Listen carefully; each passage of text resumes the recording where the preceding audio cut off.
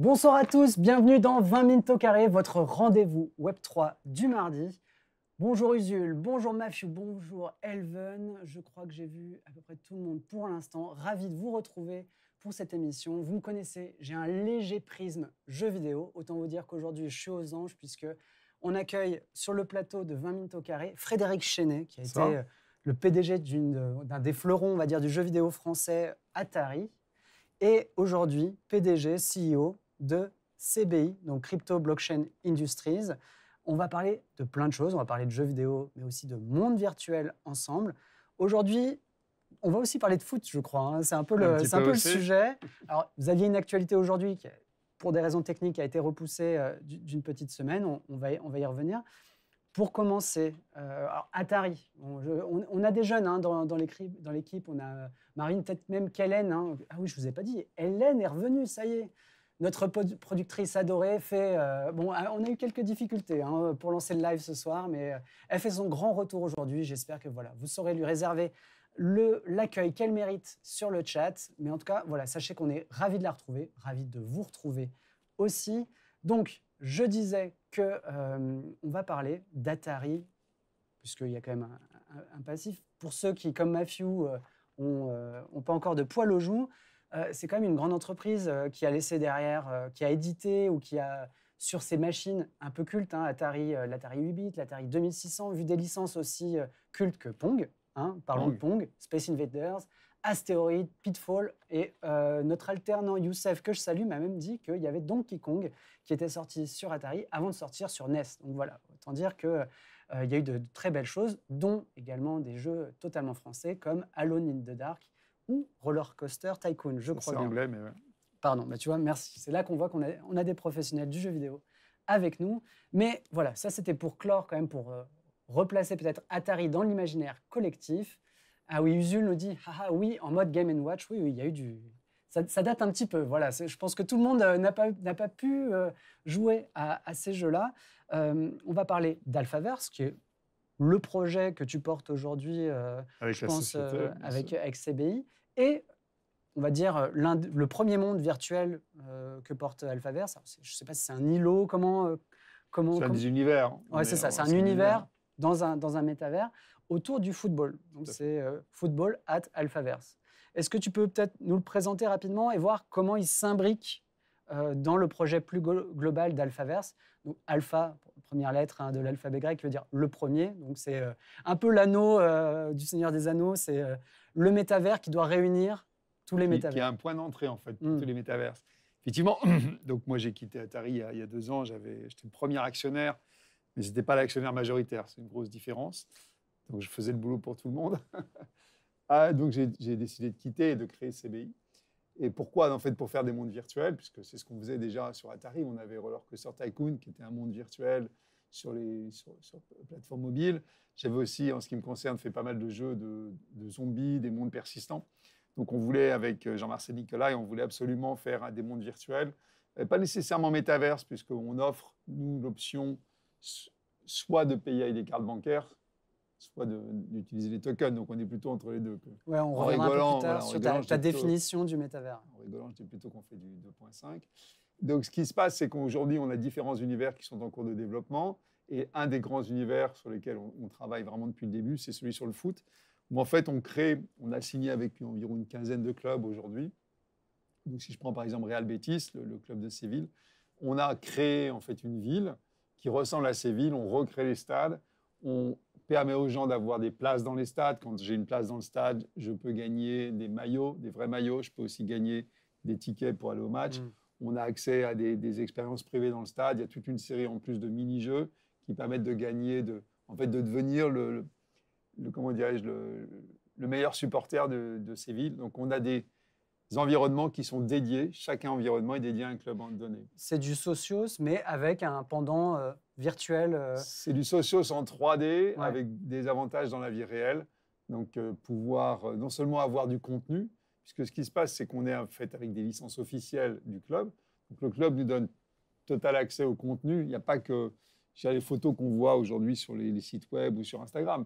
Il y a les matchs des équipes féminines, les matchs des équipes de jeunes, il y a les sessions d'entraînement, il y a tout ce qui est. On a aussi Dès lors que c'est disponible, on a accès à la caméra qui est dans le tunnel avant le match, interview avant match, interview après match. Donc tout ça, c'est toute une série d'expériences qui en fait cherchent à combiner un petit peu à chaque fois Instagram, Twitter, le site web.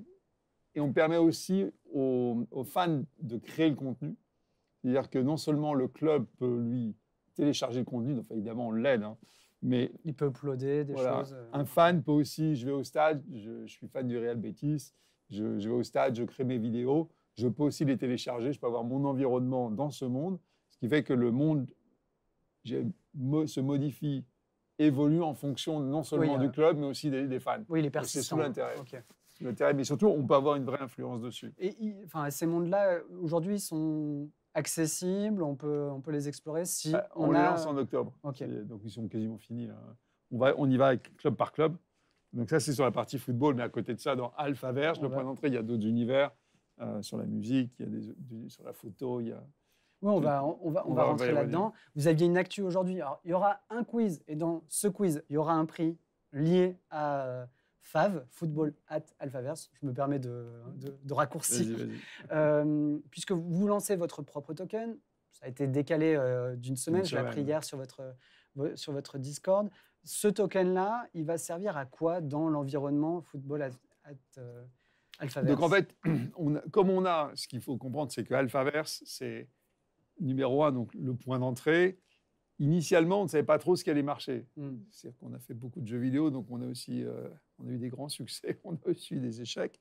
Donc, comme on ne voulait pas prendre de décision, je ne voulais pas prendre de décision, je dis OK, on va faire un monde qui va être un point d'entrée. Donc, c'est un peu une île, il y a une île centrale, le hub, et de cette île, les visiteurs, les joueurs peuvent se connecter à différents mondes que l'on crée. Donc, l'intérêt, c'est quoi? Ça nous permet d'avoir, à partir d'une île centrale, ça nous permet d'avoir aussi des environnements de types différents. On peut très bien avoir une île très futuristique.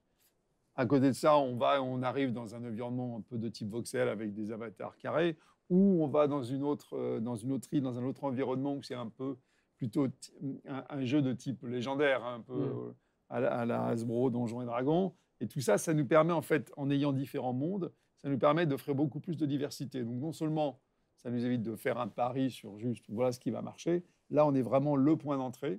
Et ça nous permet donc de connecter plein de mondes, plein d'univers différents. Et en plus, qu'on a rajouté, mais ça pour moi, c'était vraiment l'ADN du projet dès le début, c'était aussi la capacité à connecter des mondes qui sont développés par des tiers. Donc un peu comme je dirais une chaîne... Une sorte de layer 0 qui permettrait un bouquet de chaînes satellites. Ah, okay. Il peut y avoir 500 chaînes. L'opérateur du bouquet n'est pas nécessairement le producteur ou le réalisateur de toutes les chaînes. Il y en a certaines qui prend uniquement en distribution. Et là, c'est pareil. Je pense qu'à terme, ce qui va marcher, il faut qu'il y ait de l'audience, il faut qu'il y ait de la masse.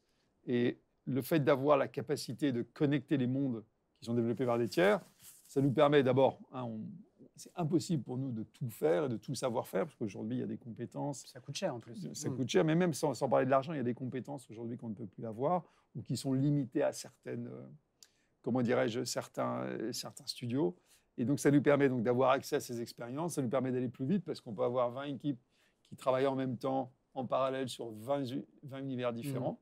Donc, des univers qu'on peut ensuite connecter. Et je pense qu'ensuite, au plan économique, effectivement, ça nous permet de partager les risques et les profits.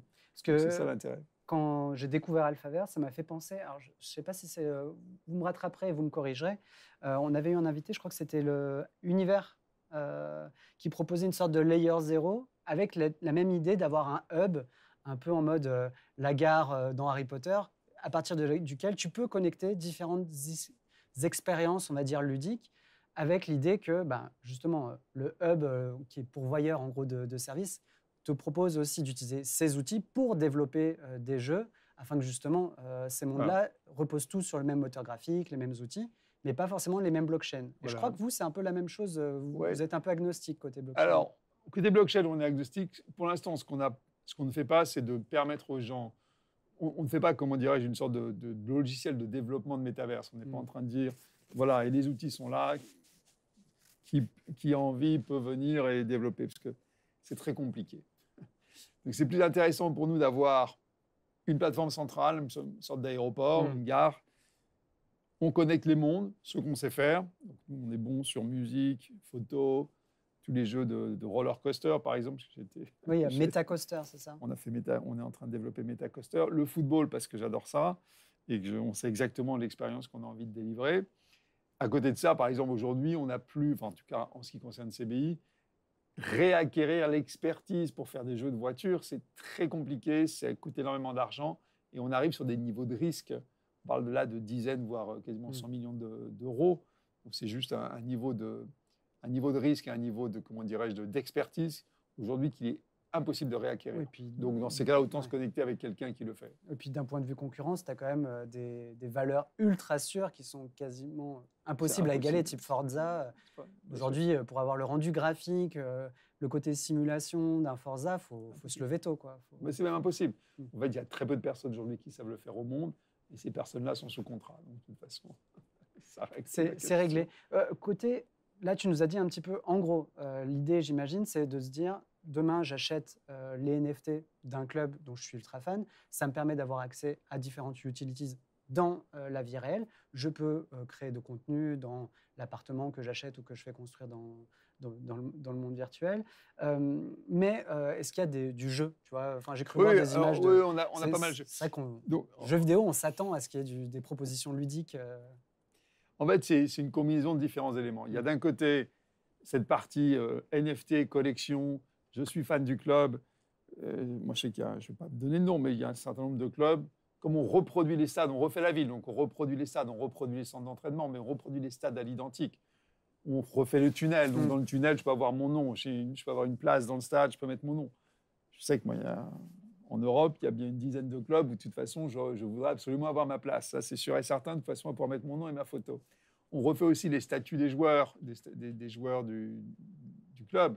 On refait aussi l'histoire des clubs. Donc, avec les clubs, on a accès aux archives. On raconte l'histoire des clubs. Il y a effectivement des événements, des grands matchs où j'étais, où je sais que je voudrais avoir mon NFT avec ma photo et mon nom parce que j'adore être joueur. Et c'est un moyen pour moi de contribuer en tant que fan, supporter de foot, à contribuer, je dirais, à l'expérience. À partir de ça, ou à côté de ça, on a aussi donc cette partie contenu donné par le club, contenu donné par les joueurs, ça fait que c'est toujours en vie. On a l'expérience avantage dans la vie réelle, parce que je crois que ça, c'est vraiment très important. On a passé aujourd'hui le cap où c'était le NFT pour le NFT. C'est juste le NFT où on peut simplement le mettre, l'imprimer, le mettre sur le mur.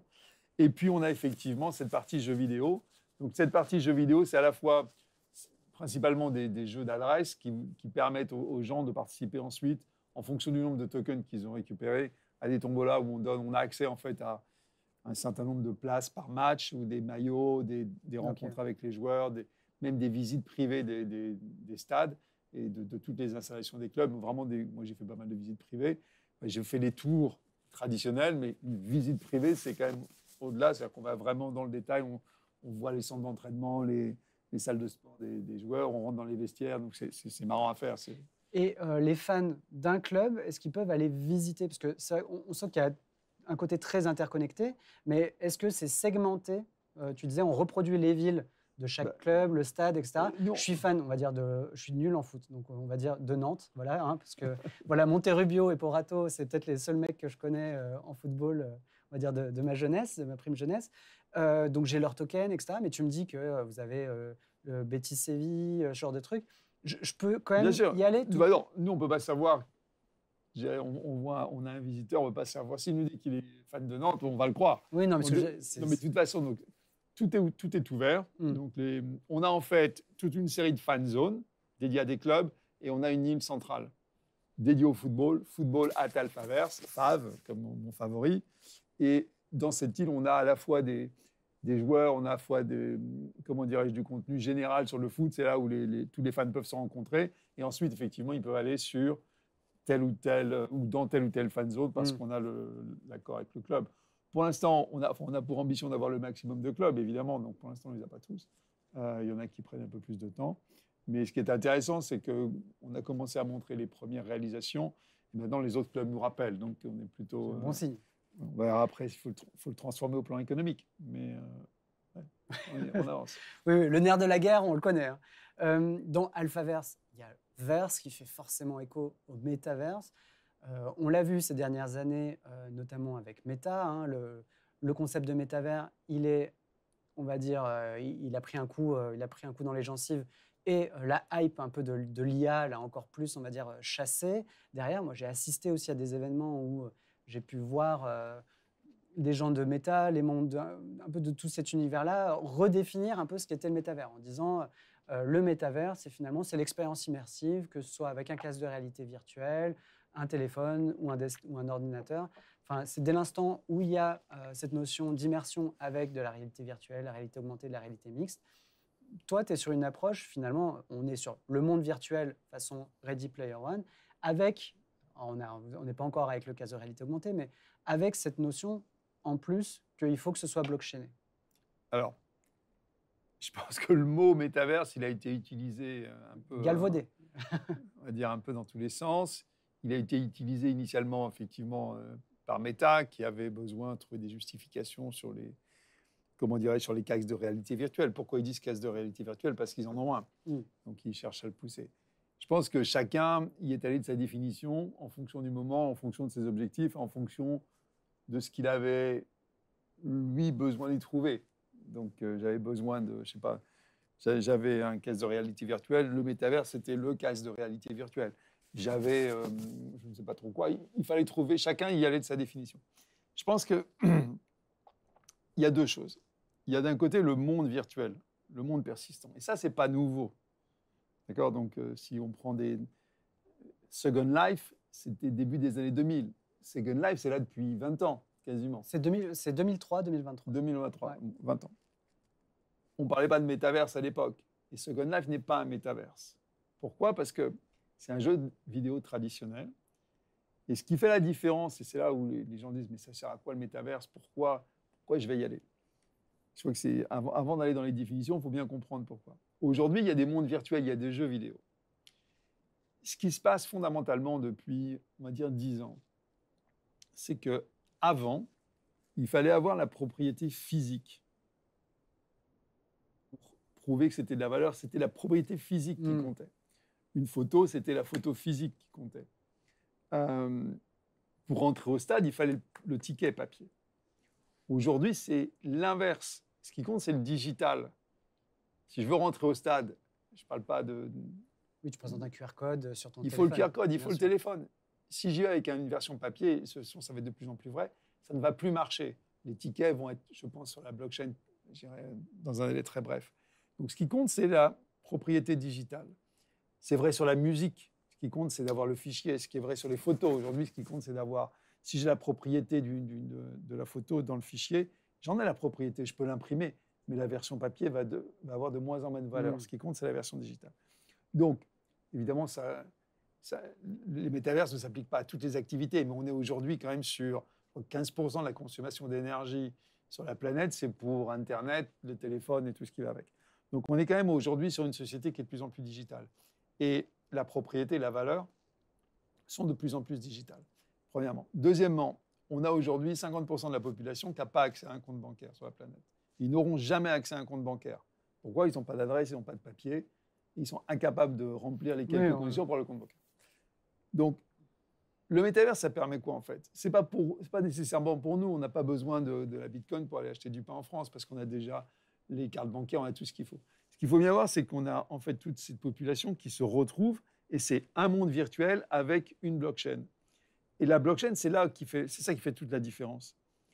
Pourquoi? Si je suis dans un monde traditionnel, je ne peux pas créer d'actifs. Si je peux créer une photo, je ne pourrais pas la vendre dans le jeu parce que l'éditeur du jeu, Apple, Google, tout le monde va m'en empêcher. Et personne n'a intérêt à le faire. Dans le métavers, ce qui se passe, c'est que vous avez certes ce monde virtuel, tu l'as, mais le fait d'avoir cet actif sur la blockchain, c'est ça qui fait toute la différence. Parce que je peux le créer, je peux le vendre à quelqu'un, il peut me vendre, je peux l'acheter. Et par exemple, ne serait-ce que dans le métavers, sans aller très très simple, aujourd'hui, nous, on arrive en payant en crypto, on arrive à faire travailler des studios de développement de jeux au Pakistan, au Congo, en Angola, ce qu'on ne pouvait pas faire il y a 10 ans. On est incapable aujourd'hui d'envoyer de l'argent dans ces pays. Ce n'est pas pour autant que ce sont des fraudeurs ou des terroristes. On est incapable, je ne peux pas envoyer de virement bancaire pour travailler avec des développeurs à Kinshasa, je ne peux pas envoyer de virement bancaire, impossible. La plupart refusent. Si je fais Western Union, ça me prend 36 heures des gros frais, j'imagine. 8%. Mais ça passe. Donc aujourd'hui, c'est très facile de payer ces gens-là, mais est-ce qu'ils sont dans le métavers? J'en sais rien. Ce que je veux dire, c'est qu'on a réussi. Il ne faut pas être naïf, il ne faut pas dire que la blockchain va résoudre la pauvreté du monde. Je ne suis pas en train de dire ça. Mais on arrive aujourd'hui avec la blockchain, le métaverse, à faire travailler des gens avec lesquels, et je suis dans les jeux vidéo depuis presque plus de 20 ans, c'était juste impossible avant. Donc le métaverse, ça permet vraiment de faire travailler, ou ça permet vraiment de donner accès à beaucoup de gens, de leur permettre d'avoir accès à un système économique, de rentrer dans un système économique qui n'est pas le système traditionnel de la carte bancaire, de la Visa, de la Mastercard qu'on a et qu'on utilise tous les jours, mais qui est un système qui leur permet d'avoir une économie. Aujourd'hui, si je suis dans n'importe quel pays en Afrique, si j'ai une crypto, j'arriverai très facilement à la convertir non seulement en billets traditionnels, mais comme il n'y a plus de billets, je vais réussir très facilement de coup.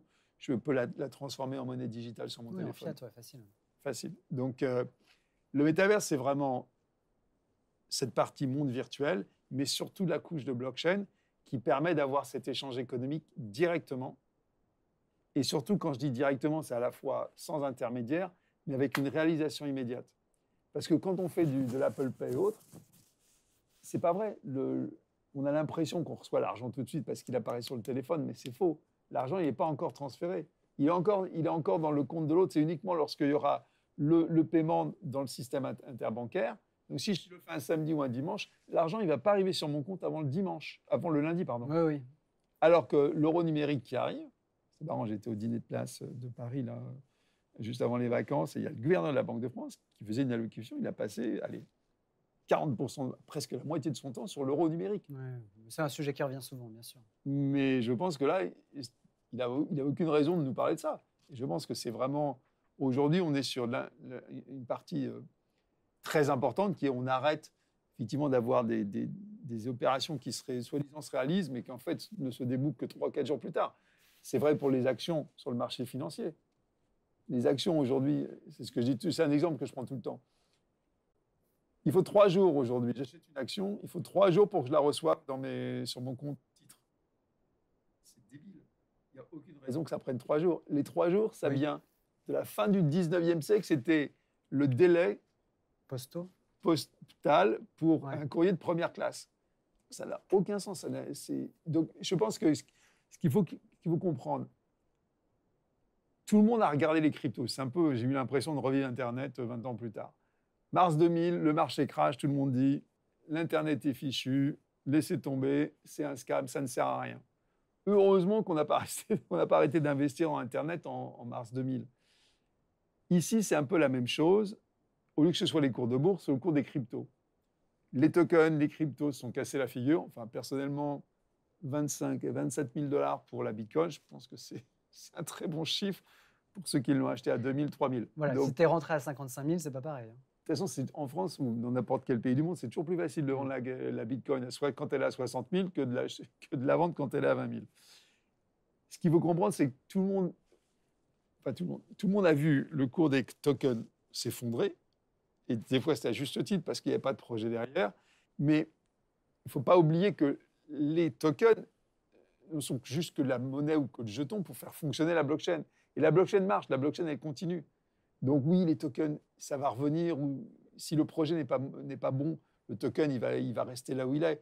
Mais les vrais projets où il y a vraiment une application industrielle, on va avoir la reprise. Donc il faut bien faire attention. Avant de dire le métavers, c'est fini, je demande juste aux gens de lire une dizaine d'articles sur la blockchain et de comprendre ce que ça va changer. Mais en fait, en soi, moi, j'ai quand même l'impression que la remise en question du métavers, elle n'est pas tant sur la partie blockchain que sur la partie immersion. Enfin, on va revenir, on va faire un mini quiz et tu vas voir peut-être de quoi je veux parler, mais sur les promesses de vie dupliquée, vous allez voir, vous allez passer du temps dans le métavers parce que vous allez pouvoir y faire à peu près les mêmes choses que vous faites dans la vie réelle, mais de façon accélérée. Vous allez pouvoir passer des entretiens, faire les courses, faire... Non, c'est pas ça. Les premières applications vont être, malheureusement ou heureusement, les premières applications ne vont pas être pour nous. Oui, c'est les jumeaux numériques pour les industriels, par exemple. Voilà, donc les premières applications économiques vont être pour ceux qui n'ont pas accès au compte bancaire. En tout cas, c'est ma conviction. Oui, mais là, tu parles du métavers ou tu parles de la blockchain? Pareil, c'est pareil pour moi. C'est parce que de toute façon, le métavers, c'est simplement une application avec une couche de blockchain. C'est-à-dire que tout n'est pas sur le métavers. Je ne peux pas rentrer dans la technique. Aujourd'hui, les premières applications vont être au plan économique sur ceux qui n'ont pas accès au compte bancaire. Ça, c'est sûr et certain. Ça existe déjà. Ça leur permet de travailler, ça leur permet de rentrer dans une économie d'où ils étaient exclus, d'accord? Simplement parce qu'ils n'ont pas de papier, pas d'adresse. Donc, c'est impossible d'avoir une carte bancaire. C'est contre ce qu'on appelle les KYC des banques. Donc, la première application va être pour ces personnes-là. Ça ne va pas être pour j'ai envie de faire une rencontre virtuelle ou autre. La première application pour moi va être dans la finance. Et la deuxième application va être plus industrielle, donc, c'est-à-dire principalement suivre l'origine, notamment avec le Covid, on le voit bien, il y a eu beaucoup de projets, suivre l'origine des produits, vérifier. Oui, on a eu Crystal Chain, on a eu la logistique. Ça c'est déjà là. Okay. Et après, la troisième application sera dans les jeux vidéo. Parce que là, aujourd'hui, ce qu'on a vu, c'est surtout, notamment dans les moments de crise, c'est que les gens rognaient sur beaucoup de choses, mais le budget familial de l'entertainment, jeux vidéo, surtout quand il y a besoin, en fait, dans les moments de crise, de surprotéger les enfants, ce budget, en fait, est difficilement compressible. Aujourd'hui, si je n'ai pas de téléphone, je suis quand même bien exclu, non seulement d'une vie sociale, mais d'une vie économique. C'est compliqué aujourd'hui de trouver un boulot si on n'a pas de téléphone. Si on ne peut pas recevoir un email immédiatement et répondre. Donc, c'est vrai que les applications de la blockchain vont être dans ces éléments-là, pour moi, dans ces trois secteurs prioritaires. Après, oui, aller faire ses courses, tout ça, ça va y venir. Mais ce n'est pas dans des pays comme la France où les applications vont être les plus importantes. Ça va être dans des pays qui, en fait, un peu comme les pays qui, du téléphone, sont passés de pas de téléphone à téléphone mobile, alors qu'avant, entre-temps, on disait, mais comment ils vont faire ils n'auront jamais l'argent pour avoir le téléphone parce qu'ils vont devoir creuser et tout câbler. Tout ça, non, le téléphone mobile est arrivé, ils ont fait le saut. Et effectivement, on le voit aujourd'hui, par exemple, et je reviens sur l'Afrique parce que j'ai fait énormément de business là-bas, j'ai du travail, j'ai des activités. On voit bien, les banques ont disparu. Aujourd'hui, ce sont les sociétés de téléphone qui sont les banques, puisqu'ils ont émis des monnaies virtuelles, un peu comme des jeux vidéo, et chaque opérateur a émis ses monnaies virtuelles. Donc, on voit bien qu'il y a des sauts qui se font. Et là où on ne pensait même pas que le saut était possible, si on nous avait dit dans les années 80 qu'il y aurait eu un téléphone mobile qui éviterait à tous les pays d'avoir à tirer les câbles, pas sûr qu'il y aura. Ils n'auraient peut-être pas patienté. Ouais. Ils auraient tiré les câbles quand même en attendant. Voilà, donc, je crois que pour revenir sur le métaverse, je pense qu'il y a eu des attentes, mais que les attentes étaient mal placées, ou en tout cas sur des thèmes ou sur des activités qui en fait n'avaient que peu d'intérêt ou qui ne vont arriver en fait que plus tard. D'accord ? C'est ça le plus important. Le plus important à comprendre, c'est regarder dans la blockchain et voir que le métaverse, la blockchain, permet des transactions immédiates, directes, sans intermédiaire entre les personnes. Voilà, c'est ça le plus important. Donc pour l'instant, ce que tu dis, c'est que toute la partie 3D, immersion, etc., c'est du... c'est de l'enrobage. Ça pourrait exister sur Discord, tout simplement. Tu pourrais avoir... t'acheter tes NFT, tes NFT sont identifiés et ils te donnent, tu fais ta tombola sur Discord et tu obtiens tes utilities. Simplement, on s'aperçoit que c'est plus intéressant, c'est plus marrant et on a un taux d'engagement qui est beaucoup plus fort si on le fait en 3D. Et c'est vrai que comme les gens s'attendent à faire du 3D, on le fait en 3D. Mais sur Unity ? Oui, on est sur Unity, donc on est avec 2 options. Ce que je veux dire, c'est qu'il y a eu tellement d'attentes, ça a été tellement galvaudé, comme tu disais. Et puis après, effectivement, il y a Meta qui dit ça ne marche pas, mais en fait, ça ne marche pas, non. Ça ne marchait pas en interne chez eux. Ils ont simplement pris un virement stratégique. Ils y reviendront. De toute façon, c'est très intelligent. Un pari sur le long terme, hein, bien sûr. Ils ont énormément d'argent, ils sont très intelligents. Je suis certain qu'ils vont y arriver. Et là, pour l'instant, je pense qu'il y avait d'autres priorités. J'ai aucun doute sur le fait que Facebook, Meta sera... Comment dire, d'ailleurs, ils n'ont pas changé de nom pour autant. Ah non, puis je ne suis pas du tout inquiet. Je suis absolument certain. Compte tenu de la compétence et de la qualité des gens, je suis certain. C'est une partie un peu de réécriture d'histoire pour justement dire, en fait, de leur point de vue, j'ai l'impression, le métavers, ce n'est pas uniquement le monde virtuel que vendait le film de Spielberg et le livre avant ça, Ready Player One. C'est de l'expérience immersive avec non seulement de la réalité virtuelle, mais de la mixte et de la réalité augmentée. Et il y a des expériences, effectivement, de réalité, donc, on va dire, d'entertainment, mais il y a la partie financière, il y a la partie industrielle.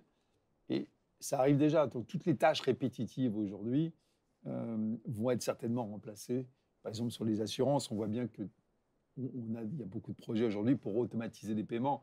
Je suis certain que ça se trouve, ça existe déjà, mais j'achète une assurance contre l'annulation de mon vol.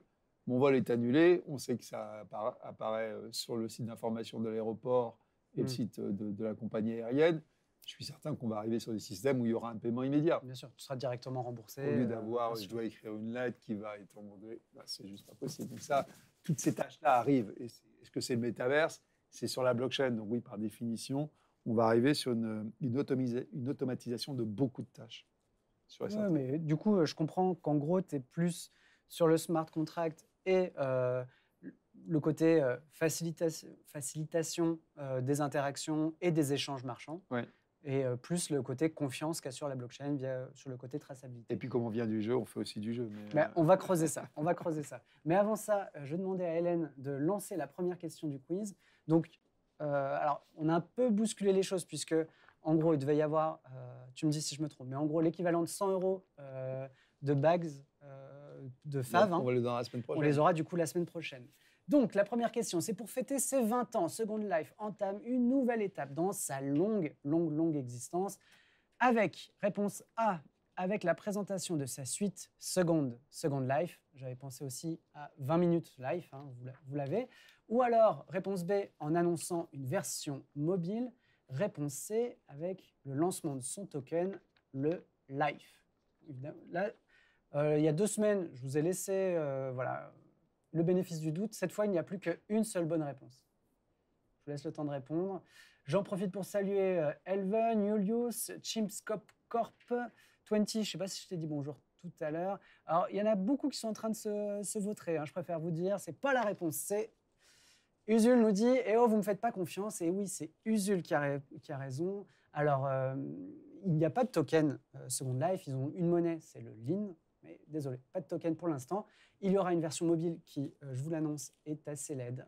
Voilà, faut vous y attendre et qui n'est pas pour tout de suite. Hein. C'est plutôt pour fin d'année, début d'année prochaine. Donc, désolé. Alors, ce que je voulais faire avec ce quiz, c'était explorer en gros la question de la promesse du métavers. Et en gros, c'était les travers du métavers. Donc, vous allez voir avec la deuxième question du quiz. Donc, 20 nous demande qu'est-ce que ça fait du coup. C'était la réponse B. Hein, sur cette première question. Vous allez bientôt pouvoir faire vos courses dans le métavers. C'était la promesse d'une grande enseigne, laquelle, alors quand je dis que c'était la promesse, en fait, c'est qu'une enseigne s'est posé la question et a fait une vidéo immersive dès 2017, assez intéressant. C'était pas du tout à l'essai, mais réponse A, Walmart, réponse B, la foire fouille, réponse C, Coxy Market. Je vois Elven qui joue vraiment le tout pour le tout direct sur la C. Hein. Merci Elven. Oui, je vous rassure, c'est pas Coxy Market. Je suis pas sûr qu'ils aient le budget pour tester les choses. Normalement, voilà, vous êtes en terrain connu, vous savez ce qu'il en est, avec un vrai visuel. Hein. Je vais aller chercher les visuels de l'expérience Walmart. Justement, Elven nous dit, oui, je joue les outsiders, mais des fois ça marche, pas cette fois, désolé. Je vous laisse le temps encore de répondre rapido. Je ne sais pas si tu te rappelles de la vidéo. Non. Ah, c'est quelque chose. Mais pareil, assez quand même intriguant de dire que le département innovation et R&D de Walmart, en l'occurrence, imaginait déjà le fait de faire ses courses. Alors évidemment, je ne vois pas trop l'intérêt comme ça, mais tu avais l'intégration d'une conseillère en vidéo qui venait te dire... C'est simplement mettre en 3D ce qui existe aujourd'hui en 2D. Exactement. Avec, au lieu d'avoir un robot qui répond, d'avoir un avatar en 3D qui répond. Mais je pense que les tests faits montrent qu'effectivement, il y a plus d'interaction. Les gens reviennent plus facilement et dépensent un peu plus, ou en tout cas sont plus à même de découvrir un petit peu des choses nouvelles quand c'est en 3D que quand c'est en 2D. Mais bon, par rapport à une expérience où tu dupliques éventuellement ta liste de courses, je pense que c'est peut-être plus valable pour des achats type essayer une voiture, un truc comme ça. Je suis certain que c'était prévu, mais je pense que c'est aussi intéressant, en termes, par exemple, pour tout ce qui est vêtements, d'avoir un avatar. Et de toute façon, on le voit bien aujourd'hui. chacun d'entre nous a à peu près, je sais pas quoi, peut-être je sais pas, 7 ou 8 profils. J'ai mon profil dans la vie, quoi, comme ça. Mais ensuite, je suis sur un réseau pour jouer à un jeu, j'ai un certain avatar avec un certain nom, j'ai une certaine attitude. Je peux jouer aussi, je peux être sur un autre réseau de musique et autres, où je vais avoir un autre nom, un autre avatar, un autre, comment dirais-je, une autre Identité apparence, numérique. une identité numérique. Donc aujourd'hui, moi je sais pas, je suis pas de la génération jeune, mais je vais peut-être aller 4 ou 5 avatars, 4 ou 5 profils numériques. C'est assez marrant. Avec des noms différents. Voilà. Moi, j'ai enterré quand même mon identité numérique de l'époque Caramel et MSN. Je préfère vous rassurer. J'utilise plus ces pseudos adolescents. J'ai fait le deuil. Voilà, exactement. J'en ai fait le deuil. Il était temps. J'ai mûri un petit peu. On peut enchaîner. Moi, j'ai encore mon compte Yahoo, me dit Usul. Eh bien, écoute, c'est tout à ton honneur. Bravo. Mais je vois encore des gens qui utilisent des adresses Wanadoo. Je suis encore assez étonné. Il y en a, pas beaucoup, mais il y en a. Non, mais c'est aussi un message. Bien sûr. Moi, quand je vois le contrôle à doigt je suis là depuis le début. OK, d'accord. Je suis là depuis le début, d'accord. Recruter dans le métavers, c'était une autre promesse RH du métavers. Je pense que ça va arriver. Quelle entreprise s'y est risquée en 2022 avec une campagne? C'était dans le monde virtuel Frame. Alors, c'était avec des avatars qui n'avaient pas de bras ni de jambes. Donc, c'était encore plus fort que Horizon World. Et c'était vraiment pas Jojo. Ah, pauvre Elven, il a été éjecté du chat. Réponse A, Carrefour. Réponse B, j'ai mis quoi? Charal. Réponse C, Orpea. Voilà, là, vous êtes plutôt dans le bon. Hein. J'imagine que vous vous en rappelez peut-être de la vidéo. Globalement... C'est intéressant. Bien sûr, c'est fait pour. Hein. Le quiz, c'est pour que... Non, mais c'est intéressant parce qu'on est bien, là encore, on revient sur le métaverse. Faire du recrutement dans un monde comme Second Life avec des avatars, pour moi, c'est pas être dans le métaverse. Parce que ça existe. Je peux le faire, le recrutement en 2D. Tu fais une visio, c'est aussi bien.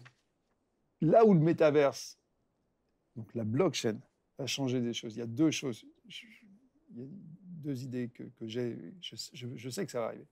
Aujourd'hui, on est sur LinkedIn, principalement, enfin tout le monde est sur LinkedIn, parce que c'est le réseau essentiel. On sait aujourd'hui, et je pense que ce n'est pas les RH qui vont me contredire, on sait aujourd'hui que les résumés, les CV qui sont sur LinkedIn sont... Bon, il faut les vérifier. Je pense que la blockchain va apporter énormément de choses en permettant, en fait, en ayant une sorte de validation des...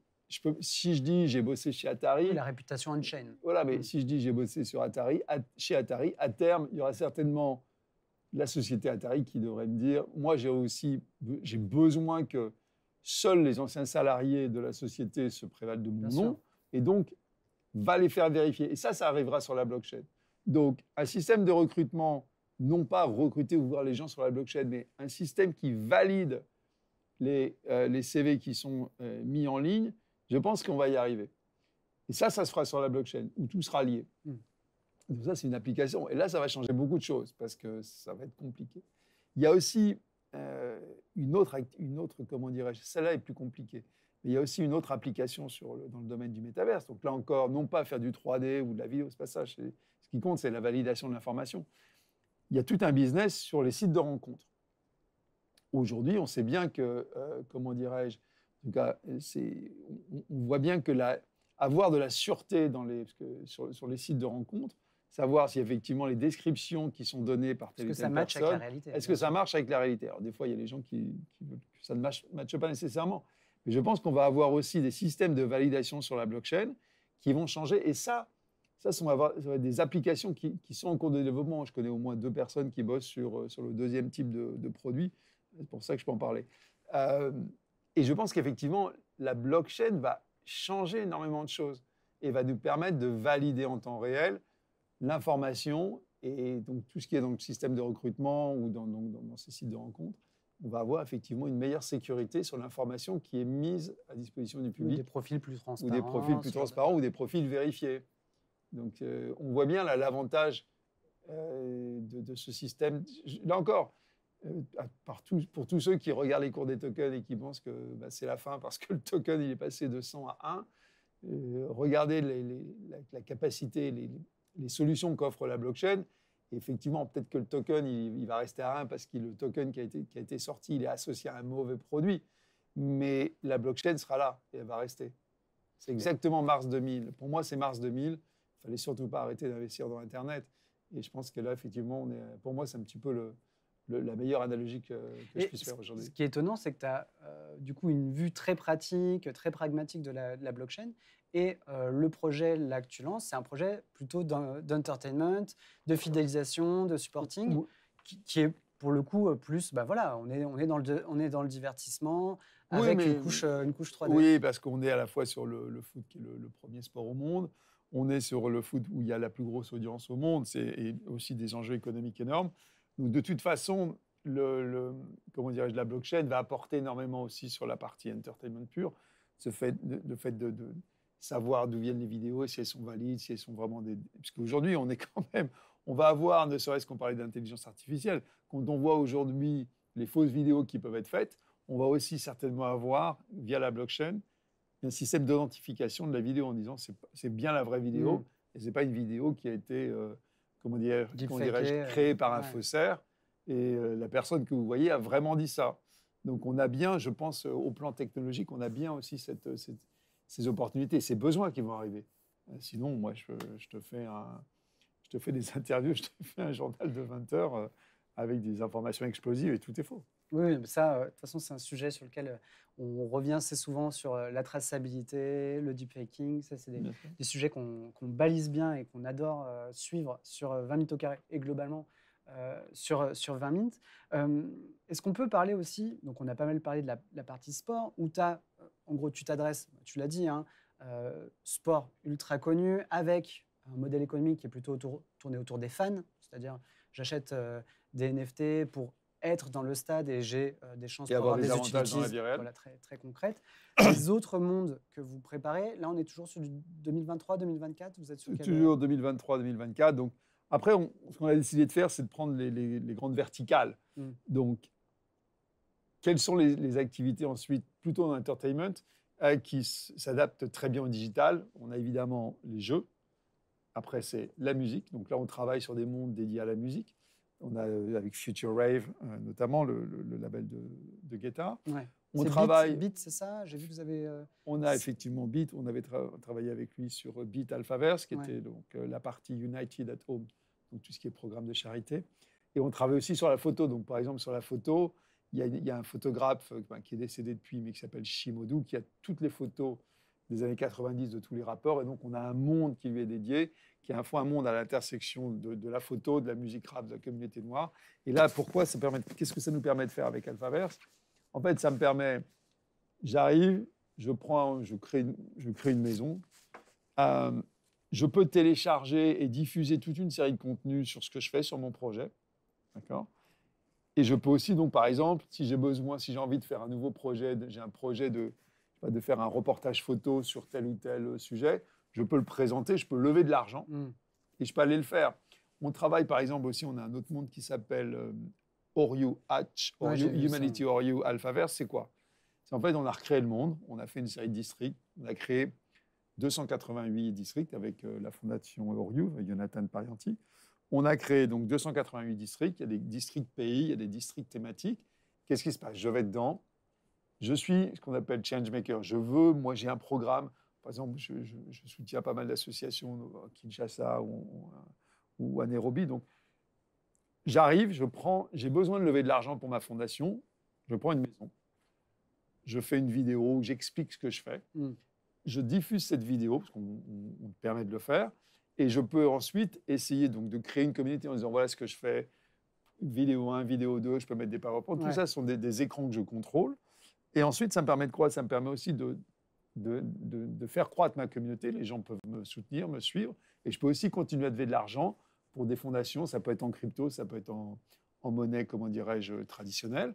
Mais sur le domaine des fondations, on est véritablement aussi sur, comment dirais-je, la capacité de créer des événements dans un monde virtuel. Ça, c'est pas nouveau. Mais ensuite, de rajouter une couche de blockchain qui me permet là d'interagir directement, de lever de l'argent, de vendre. Par exemple, on peut très bien, on offre les outils, c'est pas à nous de le faire. Mais par exemple, j'ai un programme de préservation, de lutte contre le réchauffement climatique. Je cherche l'Australie, la Grande Barrière de Corail, je veux la sauver. On peut très bien arriver et dire, OK, je fais une photo de la Grande Barrière de Corail. voilà mon projet, je viens d'Orio Alphavert, je lève l'argent et je vends, par exemple, une des petites parties de cette photo pour 50, 100 dollars, 20 dollars, 10 dollars, 1 dollar, ce n'est pas le sujet. Mais je peux lever de l'argent, je peux les vendre, lever l'argent tout de suite et mettre en place mon programme. Ça, ce sont des outils. Et c'est le métaverse qui va les apporter. C'est la blockchain parce que je peux lever de l'argent directement. Je n'ai pas à passer par 40 associations. Donc, j'ai mon association, je peux lever des fonds. Et le monde virtuel, ça ne vient pas ajouter, tu vois, une surcouche qui peut justement jouer un frein dans le tunnel. Je vais parler très prosaïquement, tu vois, le tunnel de conversion entre j'ai besoin de lever des fonds, je m'adresse à un public qui est plutôt sensible à ma cause, mais il faut que ce soit des avatars, ce genre de choses, que j'arrive à les attirer, qu'ils se connectent, il faut qu'ils aient un PC avec une assez bonne connexion. Aujourd'hui, rien n'interdit, rien ne t'empêche de le faire avec un site web. Oui, l'équivalent d'un Kickstarter. Voilà, Kickstarter, mais aujourd'hui, ça marche pas. Là, on est quand même sur des éléments où, comment dirais-je, il faut montrer un peu plus. Il faut montrer du 3D. Il faut que les gens puissent venir. Je vais te donner un autre exemple. Les cimetières. Je ne m'y attendais pas. Non, mais je te donne un autre exemple. Les cimetières. Tu peux dire, oui, effectivement, la personne s'y attend, elle se dit de quoi il nous parle. Aujourd'hui, c'est très compliqué, parce que les gens ont tellement bougé, plus personne ne va dans les cimetières. Rien n'interdit de faire un environnement 2D, 3D, une place de souvenir dédiée à une personne, à un événement ou à un autre. Les gens se retrouvent dans cet espace virtuel. Jusque-là, ça peut être une partie de Second Life. Qu'est-ce qui est intéressant? Et là où la blockchain apporte quelque chose, c'est que la blockchain va apporter de la sécurité pour l'accès à ce monde. La blockchain va permettre de vérifier que toutes les personnes qui rentrent, je crée un espace dédié à ma famille. La blockchain apporte de la sécurité et permettent plus facilement de créer des environnements dédiés aux souvenirs, à la mémoire de certaines personnes ou de certains événements. On va avoir très clairement, des cimetières virtuels. Est-ce que c'est le métaverse, pas le métaverse? J'en sais rien. Ce que je veux dire, c'est qu'on va avoir certainement des cimetières virtuels avec de la blockchain et ça va apporter en fait aux personnes une satisfaction de pouvoir se réunir à des moments donnés. De toute façon, les gens aujourd'hui le font déjà sur Facebook. C'est assez fréquent. Date anniversaire de la mort d'une personne, d'aller sur le mur et de se retrouver, de commencer à échanger. Donc simplement, on va arriver avec, je ne pense pas que c'est des choses à 20 ans, hein, c'est des trucs à 4-5 ans, on va arriver effectivement avec des places, des endroits virtuels qui seront sur la blockchain et qui permettront aux gens d'échanger et de se rappeler. Tout ça, ça arrive, ça va changer. Après, on verra ce qui va marcher, ce qui va arriver en premier, en deuxième. On voit bien les choses que la blockchain permet de faire. Finalement, la partie 3D, le côté monde, c'est plus, on va dire, c'est la vitrine, c'est quasiment une valeur d'ajustement. C'est le maquillage c'est le maquillage sur l'expérience. Le plus important, c'est effectivement, je dirais, ce que cette technologie permet de faire, les échanges, l'affection sécurisée, être sûr que je sais exactement combien il y a de pièces digitales. Quand on me dit qu'il y en a 1000, je sais qu'il y en a 1000 parce que c'est écrit sur le système. Et je vois qu'effectivement, il y en a 1000 et personne ne peut le changer. À la base, ça revient sur pourquoi Bitcoin marche. Pourquoi Bitcoin aujourd'hui, je pense que ça va continuer à monter. En tout cas, les gens ont confiance. Les gens ont confiance simplement pourquoi? Parce que personne ne contrôle la Bitcoin. Personne. C'est un système autonome. Personne ne la contrôle. Et en plus, on sait que le nombre est limité. C'est 21 millions. C'est écrit dans le code. Avoir plus de 21 millions de Bitcoin, il faudrait que tout le monde change le code. Ouais, bien sûr. Donc, c'est pas possible. Je regarde, il y a Usul qui dit non, mais en vrai, il faut le mettre en relation avec Time Guardian. Donc là, il y a des gens qui veulent te mettre en relation avec Ternoa et une fonctionnalité. Écoute, tu me dis si jamais tu es open. Usul, membre très sérieux de la communauté, au cas où. Bonjour, en relation avec des fonctionnalités très intéressantes. Time Guardian. Je crois aussi qu'il se foutait un peu de. Il disait que j'avais l'âge de. C'est pour sa vision métaverse familiale, nous dit-il. Ok, il faut que vous en reparliez. Mais en tout cas, Hélène, tu me corriges, mais je crois que Usul, globalement, me qualifiait de vieux, hein, c'est ça, hein. Merci, ouais, c'est ça. Merci. Il me disait en gros que j'avais l'âge d'Atari. Donc voilà, je ne voulais pas faire de digression là-dessus, mais je vois le chrono qui tourne. Oui, j'ai dit très sérieux, mais je voulais dire surtout moqueur. Merci Usul. Mais voilà, j'ai bien vu ce qui se passait. En tout cas, ok, ce que je trouvais intéressant, c'est finalement le côté surcouche 3D intéressante parce que c'est un impératif marketing aujourd'hui, mais toi, ce qui te convainc, c'est vraiment, pour le coup, ce qu'il y a en coulisses, c'est-à-dire la blockchain, ce qui permet... C'est ça qui permet de créer la valeur. À la Très fin clair. du fin, c'est qui permet soit de créer la valeur, soit qui permet de créer l'excitation. La valeur pour les transactions économiques, l'excitation ou la partie marrante pour pour tout Propriété ce qui est aussi. jeu. Mm. Voilà, le fait de tout le monde est un petit peu collectionneur, mais quand je dis collectionneur, c'est pas nécessairement collectionneur de cartes ou de peut être avoir un sac. Pareil dans la mode. Qu'est-ce qui fait que les objets de luxe sont importants? C'est qu'il n'y en a pas beaucoup. Et donc, moi, je suis pas très luxe. Je n'ai pas de montre, c'est pas mon truc. Mais le fait d'avoir un sac, quelle que soit la marque, c'est aussi, quand on le montre, c'est de pouvoir dire, c'est un vrai.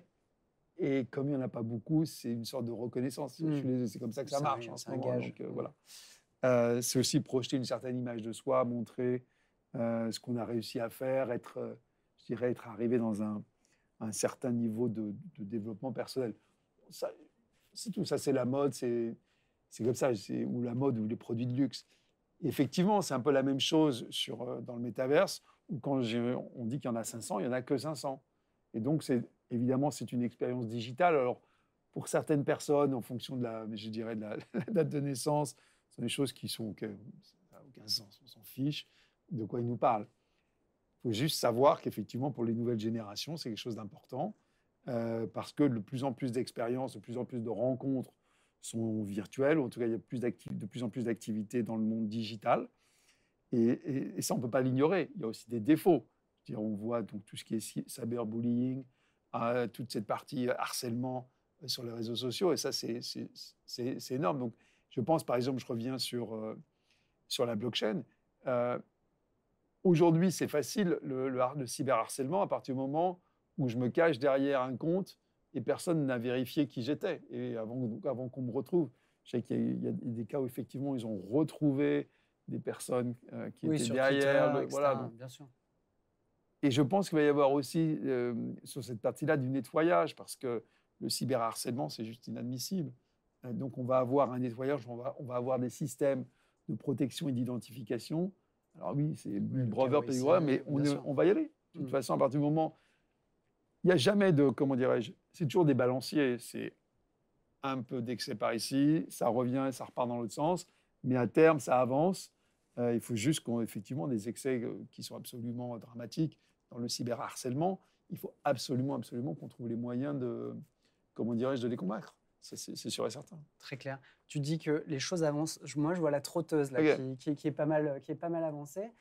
J'ai une question que je pose systématiquement en fin d'émission, c'est quel est le prochain rendez-vous où on peut, où la communauté, les gens qui nous regardent en replay, peuvent retrouver ou rencontrer, vous rencontrez vous, mais aussi rencontrer la communauté autour de Alphaverse. Donc, on va avoir l'ouverture donc sur Q4. On est en train de fixer la date. Donc, c'est Q4 2023. On n'est pas en Q4 ou 2024 ou 2025. Et on travaille aussi comment dirais-je, sur des vidéos mensuelles, parce que maintenant, comme on va ouvrir, on est sur des vidéos mensuelles qui vont nous permettre en fait d'expliquer où on en est, ce qui se passe. Mais la priorité, ça va être donc l'ouverture de ce monde et l'ouverture non seulement de l'île centrale, mais aussi des premières fan zones pour les clubs. Et ça va être sur novembre 2023. Et donc, c'est vraiment la priorité. Quand tu parles d'île centrale, tu ne parles pas de l'île aux machines du FC Nantes Non, pas encore. Pas encore, donc vous ne bossez pas avec le FC Nantes. D'accord, tant pis. Hein. Désolé, Michael Landreau, désolé, mon Ils sont sur la liste, je sais je ne suis pas sûr qu'on leur ait parlé encore. Et bon. La semaine prochaine, listing, mise en vente de votre token. Voilà, donc un élément important, c'est vrai qu'on a décidé de créer le token dédié au football pour plein de raisons, principalement parce qu'on voyait qu'il fallait qu'on ait ce token dédié, ne serait-ce que pour mettre en place des systèmes de fidélité, des systèmes comment dirais-je, de reward, de discount, etc. Et on ne pouvait pas le faire avec le token général du monde parce que chaque monde a comment dirais-je, sa dynamique propre. Donc effectivement, normalement c'est mardi prochain, on attend la confirmation, mais semaine prochaine, on va coter donc sur la plateforme Chiliz, qui est spécialisée dans le football et dans le sport, mais principalement dans le football.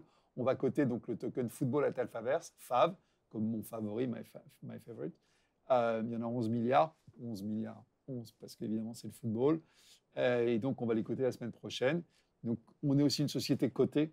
Donc, société CBI est une société cotée sur Euronext. Donc, vous pouvez voir, les comptes sont audités, tout est public sur notre société. Donc, on n'est pas du tout, comment dirais-je, caché. On n'est pas sur un rug, là. Tu es en train de nous dire, bon, on fait non, attention. Non, mais après, ça marche ou ça ne marche pas, c'est une raison. Mais c'est aussi simple pour nous d'être une société cotée. Comme ça, c'est, comment dirais-je, ça nous force aussi à un certain rythme, à une certaine communication. Ça nous met dans un cadre. Et ça nous aide dans le développement, puisque lorsqu'on parle à des clubs de foot ou des partenaires, lorsqu'on dit, écoutez, nous, c'est coté, vous allez sur le site, tout a été publié, tout est vérifié et certifié par les commissaires aux comptes, s'agissant des informations financières, évidemment, ça nous aide. Donc, c'est pas plus mal. C'est une certaine discipline, mais in fine, c'est bien d'avoir ce rythme. Ça nous force à rester dans des, comment dirais-je, dans des grilles, sur des rails. Et je trouve ça très bien sur le long terme. Je termine peut-être avec une question de Elven. Il demande si les NFT, donc j'imagine de football à Adverse, ouvrent le droit à un airdrop. Donc ça veut dire que peut-être déjà. Oui, il faut voir la réponse courte est oui. La réponse plus longue, il faut surtout aller voir sur Twitter, donc football at Alphaverse. Et là, vous aurez toutes les conditions. Il y a aussi, alors pour l'instant, on n'a pas de club français, mais il y a aussi plein de places pour les matchs de football avec tous les clubs partenaires. Donc effectivement, pour l'instant, on n'a pas de club partenaire en France, mais sinon, on a énormément de places de football. Il y a pas mal de concours où, au lieu de donner des places, parce que je me doute que si on est en France, avoir une place au Portugal, c'est pas très intéressant. En fait, on fait gagner, on permet aux gens de choisir le maillot de leur choix et on leur envoie un bon cadeau pour vainqueur. Ça, c'est plus simple. Chacun peut choisir son maillot. Ok, intéressant. De la souplesse. Eh ben, merci beaucoup, Frédéric. Merci à toi. Rendez-vous la semaine prochaine. La semaine prochaine pour le listing. Oui, mais je pense c'est bien parti. On voit très bien aujourd'hui le prix auquel on va l'introduire, sous réserve du marché. Le marché est plutôt bon. Après, ça, c'est du timing. De toute façon, c'est un projet de long terme. Donc, c'est une des étapes. On va la franchir. Il n'y a pas de difficulté là-dessus. Pour l'instant, la température n'est pas trop mauvaise. C'est le moment de se lancer, quoi. De toute façon, que le marché soit bon ou pas bon, ce qui compte, c'est la partie industrielle. C'est les jeux. On avance, on fait le projet, c'est derrière. Voilà, le marché a toujours raison sur le long terme. Après, il y a des petites variations au jour le jour, mais on ne peut pas gérer en fonction des cours de bourse. On avance, on a les projets, on a plus de 80 personnes dans différents studios internes ou externes, et c'est ça le plus important. Très clair. Bah, écoute, merci beaucoup, Frédéric. Merci pour toute l'interview. Hélène, évidemment, d'avoir géré. J'ai cru voir rapido qu'il y avait eu des petits soucis de son à gérer. Malheureusement, c'est ça, c'est les affres de la reprise. En tout cas, merci à vous d'avoir été là. Je vois que Margot de l'équipe d'Alphaverse nous fait un petit coucou. Usul, Elven20. Bon, Usul, je ne te remercie pas. Mais voilà, tous les autres, je vous remercie. Je vous souhaite une très, très bonne soirée. Rendez-vous la semaine prochaine. C'est Laurent qui animera. Et je crois qu'on parlera de Bubble Maps. Mais voilà, je ne veux pas trop m'avancer. Bye bye. Merci beaucoup.